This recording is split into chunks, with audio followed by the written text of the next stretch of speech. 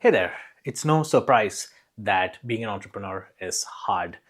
The risk involved is high, there are so many variables, there are so many complexities, and having someone to support you in the role of a co founder can be very helpful.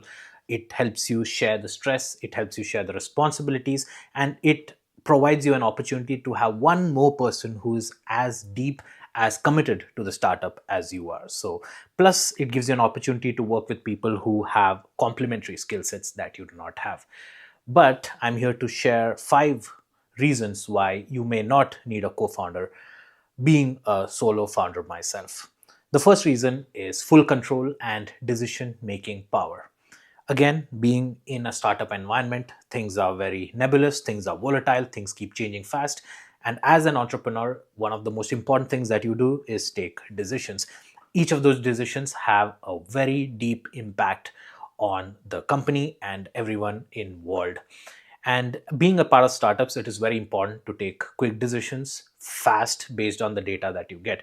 And hence, if you are a solo entrepreneur, that decision making process tends to get faster because everyone in your team knows where the buck stops and everyone in your team knows how to approach problems and what the solutions can be. And one person making those decisions can often be a very good thing pretty early on, especially when there are so many decisions to be made, and it makes the whole process predictable.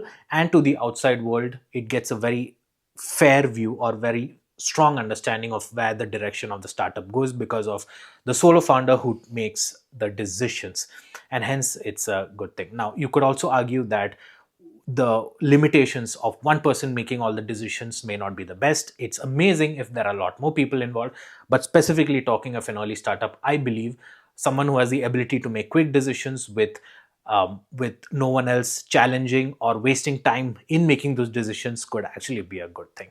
The second reason why being a solo entrepreneur is a good thing is simplified equity and finances.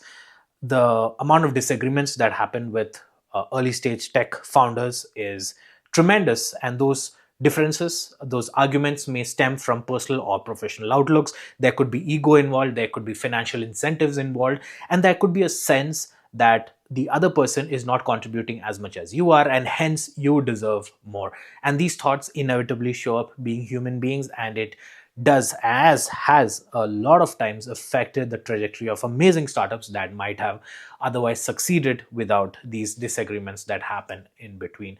And hence, being a solo founder, you wouldn't have any issues of regarding sharing equity or having the sense that somebody else is not working as hard as you are, and hence there should be some kind of thoughts around equity split.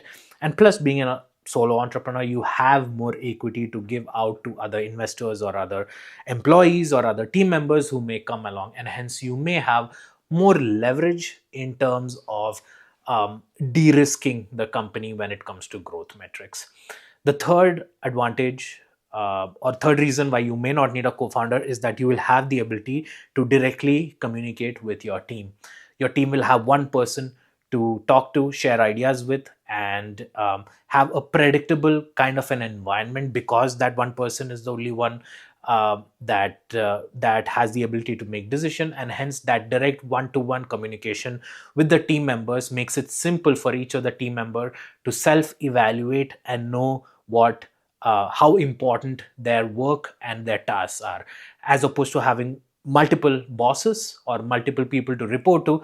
I think just having a one founder, especially in early tech startups, can simplify a lot of the process and can also enable the team to work in a unified singular direction, and at the same time have enough flexibility to share ideas and know exactly the vision of the leader that they're following. I think that also plays a very critical role in early stage team. The fourth reason is flexibility and speed. Obviously, when one person is involved, the decisions are made faster. Things could be devoted. The resources of the startup can be devoted to one or many things faster, and hence the speed of evolution is considerably higher as opposed to having a situation where you'll have to um, share, discuss, debate, especially early on when that can have a negative effect on the growth of the startup. And finally, the fifth reason is being a solo founder, you undoubtedly will have a need to build a strong system of advisors, mentors, and team around you.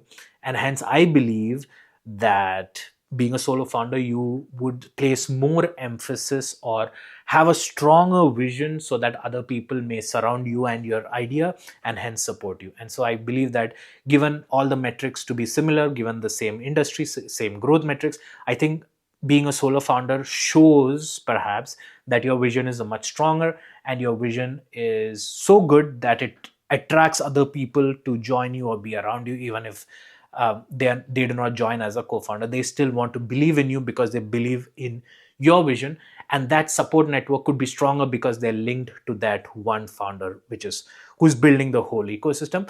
And plus, from an external perspective, for investors and other external stakeholders, it is very easy to understand, grasp, and follow the vision of the one person who's leading the startups.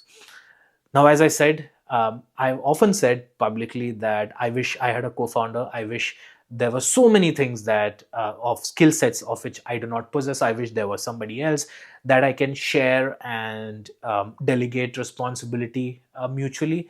I really wish I did, but the situation that we have given, I do not have co-founders. But I do have people who are equal, if not better, than being co-founders in terms of skill sets and in terms of support that they give. I have a fantastic team that unified over the years have stood steadfast with me and believed in me and my vision and have made that vision into a reality, and is continuing to, despite all the ups and downs. And I think that's quite a unique thing. And I'm not saying it from a place of ego or any kind of self-aggrandization, but I think it comes from a sense that I'm glad that I was able to provide, or I am able to provide, a sense of purpose in the professional lives of all the people who are part of my startup at this point.